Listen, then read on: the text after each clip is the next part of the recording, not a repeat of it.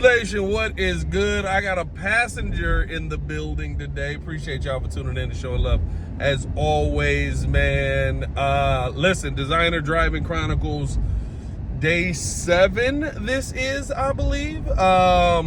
Heading back up to camp. Yesterday was a good day for the defense. You saw Caleb Williams continue to show some growth, but the defense really got the best of them at the end of that 2-minute drill at the end of the drive, or at the end of the period, I guess is a better way to say it.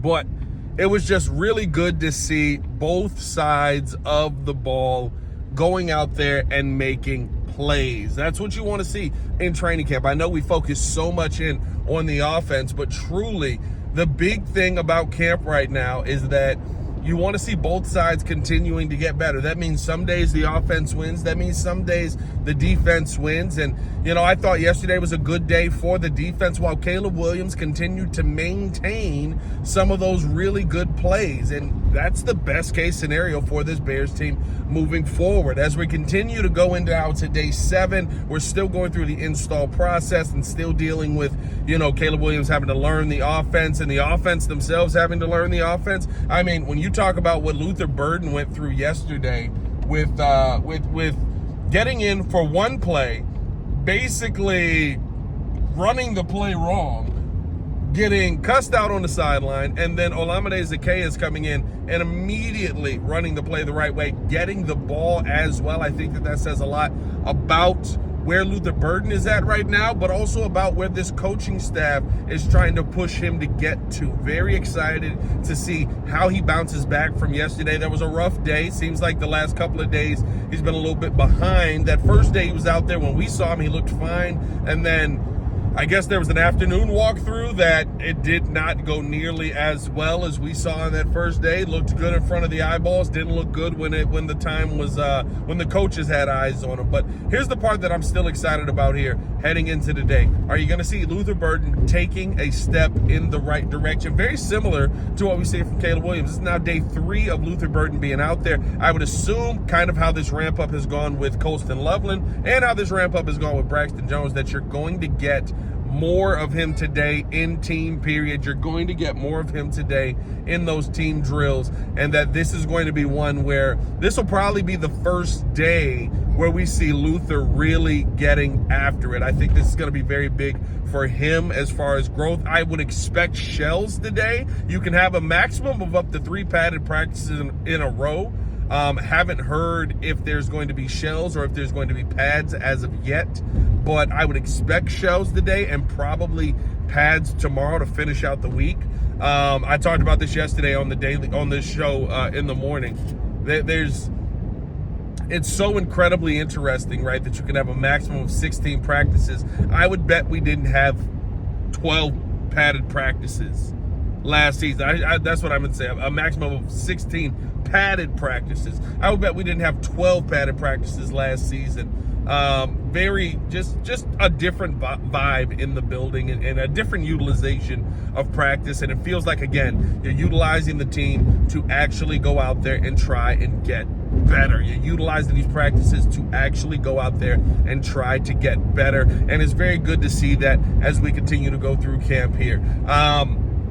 Big things that we want to see from Caleb Williams. Still haven't seen a ton downfield. Feels like they're more focused on the underneath. Feels like they're more focused on getting things done near the line of scrimmage right now. 2 days ago, you had a lot of stuff behind the line of scrimmage with how they were utilizing DJ Moore and stuff like that. Cole Kmet in the backfield. Yesterday, you saw a lot of stuff close to the line of scrimmage, but the one thing I love, a lot of completions out of Caleb Williams. You can do a lot with that. And I said this on the Chicago Bears podcast, like, you're not going out there and every time moving the ball. It's not like the Bears are just, every time you complete a pass, we're going to move the ball forward. There's a lot of plays that I saw yesterday that end in first downs.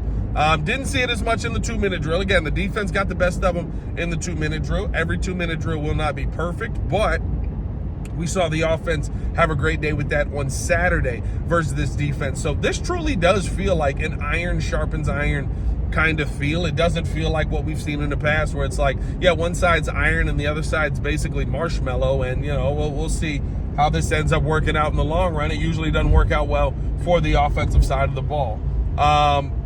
just a ton of excitement still on my part. I love the fact that I haven't had a day at camp yet where I can't sit there and look at something and say it got better. One thing I did talk about yesterday, though, and appreciate y'all for tuning in, showing love. Hit that like button, subscribe to the page. One thing I did talk about yesterday that I thought, to me, right, and I say this not because I think Karan Amagaji is going to be a bad football player, but because I think that this competition does not have months to work itself out. The one thing I saw yesterday was the Chicago Bears go out there and each guy getting a rep within the 11-on-11 drill. There were 6 of them yesterday. So both of them got 2 in the 11-on-11 drill at left tackle. And it just felt to me like Karan Amagaji was behind. And truly what it felt like to me was that not only did he fall behind, but also that he kind of knew he was falling behind. And so the body language to me, and I'm not a big, oh, he's got a mopey face. Y'all know I defended DJ all last year. I'm not a big, he's got a mopey face, and so that's the reason. I don't focus on that stuff.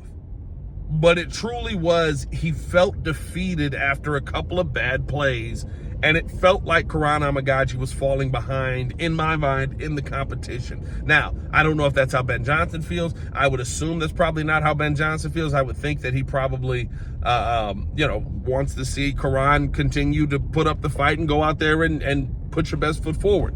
But you have to do that while maintaining, and I think that the facial expressions and how you look is very important, because we told, essentially what he told DJ Moore about, being mopey and on the sideline, which truly is, he's just got RBF. It's truly his face. Fix your face.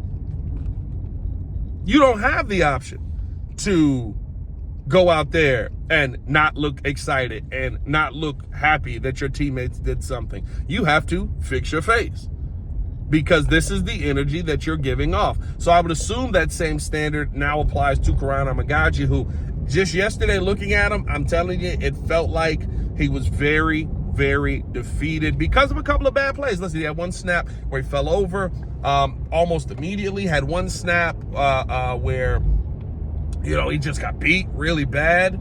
But it wasn't a horrible day for Karan. It wasn't like he was, getting destroyed all day. I thought Karan actually had he held his own. Guess what? Sometimes the other side wins. But I think that does play a part here, especially on the offensive line, in going out and having the right energy, if that's for lack of a better word, right? When you see Ozzie out there, and even some of Braxton this year, but definitely Ozzie, you see Ozzie out there and said, "Hut!" He's like screaming as he goes into the guy. He knows the kind of energy he needs to put into the world and into his job.